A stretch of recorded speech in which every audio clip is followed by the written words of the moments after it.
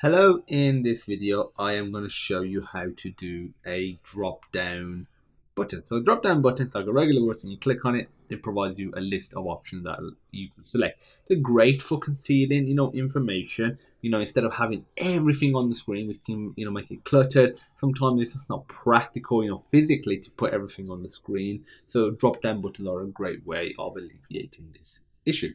So first of all, what we're going to need to do is create a string. We'll do it here, where the other variables are, or the variable I should say.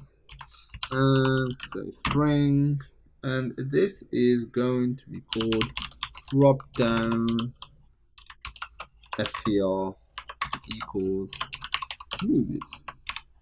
So I'm just going to have a list of movies.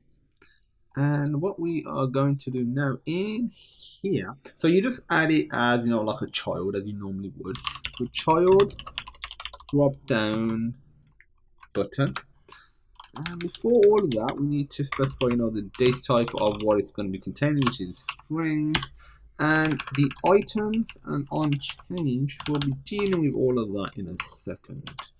So put down a new line. So for the actual items, actually I want to do a slightly different order. So I'm going to have value first, which is going to be the default value, and that is going to be drop down str, and we're going to have unchanged. So when the user opens up the drop down button, changes it to one of the other items, we need to handle that accordingly. And it's going to be a method that basically accepts the new value as a string. And then what we are going to do here, this indentation will be all over the place. So in here, we are going to say set state. This is a built-in method, so you don't need to worry about anything about this. So essentially when the state changes and when you select another item in the list, we're going to say drop down str equals new value. So this, updates it so it actually shows that it's highlighted it. If you don't do anything else when you change it, other than that, maybe you do want to do some other changes, because the drop down might allow you to select an item. If it's movies, for example, maybe it's the movie that you're going to watch, and then you click a play button. So the actual change isn't really reflected until you press another button, trigger some other action. But if you want something else to happen, you do it here, and you can check what the new value is to handle it accordingly. Now that we've done unchanged, we're going to basically add our items. So we say items, and these are going to be a list of string items, and we just put what we want in there. So I'm going to say Batman Begins. So I'm simply going to just put the Christopher Nolan Batman movies, and it's going to be Dark Knight and the Dark Knight Rises. Okay, so what we need to do now is let me indent it, dot map and angle bracket, drop down menu item, string, and string value. So this is essentially again what's being selected, and we'll be returning this very shortly. I need to put here, we put dot to list. We're going to make sure we put that, and inside of here we just put return drop down menu item string, and the last thing is in here we just need to set the value, which will be value, which this value is the property, this value is what's being passed in here. Then we set the child, so the child gets updated to text value. It could be an image if you want to, so you don't have to have just text widgets in there. As an extra task, I recommend experimenting and putting images instead of text. And then we need a semicolon here, and we're ready to run now. So if we run it, I'm not doing a hot reload, and I'll explain that in a second. Oh yeah, I've got a new version of Flutter to install. I'll do that sometime. So it's just initializing Gradle. I've got the simulator already open, by the way.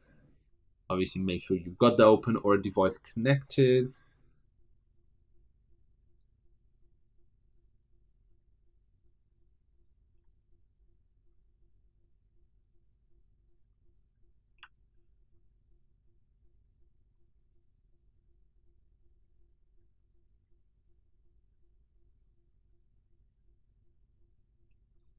Okay, so installing the APK, so it should launch up any moment now. So it's installing the APK. Okay, here we go. Okay, we're getting a little error.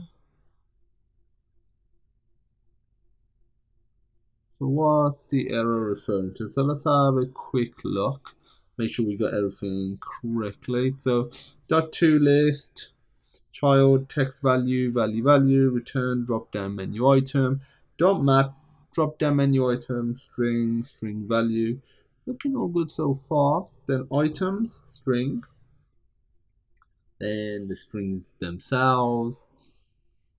We've got onChain, string, new value, set state. Okay, actually, I remember having an issue with this, but this needed to be outside, I believe.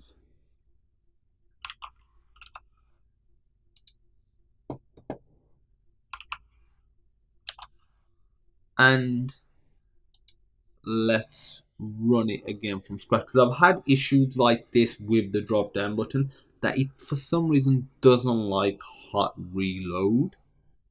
So bear that in mind. So if you are dealing with drop down buttons and you get issues, have a look at it and make sure, you know, it might be related to the fact that you're trying to hot reload it.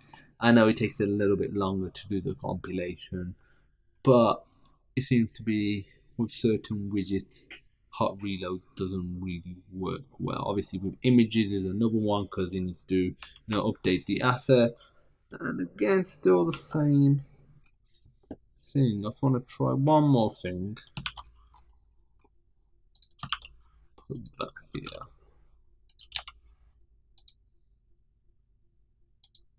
So run that again. So again, let's just, while it's running, we'll try and, compiling it. Let me just go through all the code. So drop down button, string, that's looking fine. Value is drop down str. On change, string new value. Set state, drop down str equal new value. Okay, so far so good. Items, colon, string. I can't see any issues with this line. .map, drop down menu item. String value. Return the drop down menu item of a string. Value. Oh, there we go. Okay, so those, bear in mind, you need to have the same, name as the first item. My bad, made a mistake there. So if I click on it, we get the item, and that's it. And obviously, let's say if we had another button, like a play button, recommend you do that. Add another button. You can say play, for example, and when you play it, it will literally just, based on what is the drop down str, it'll just say that. You'll maybe console log it or have a label saying playing this movie. Obviously, you're not playing the movie, but you're just sort of simulating that sort of scenario. And that's it for the drop down button. If you have any questions, feel free to pop me a message. And as usual, I look forward to seeing you in the next video.